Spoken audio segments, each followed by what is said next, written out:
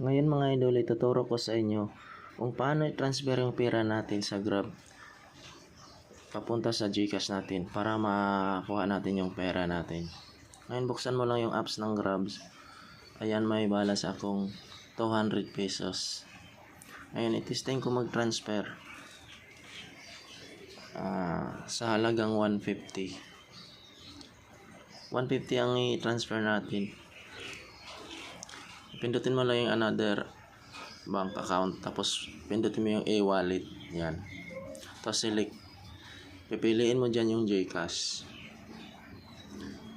Tapos ngayon i-enter mo yung 11 digit na number mo, yung number mo sa GCash para ma-transfer natin yung pera doon.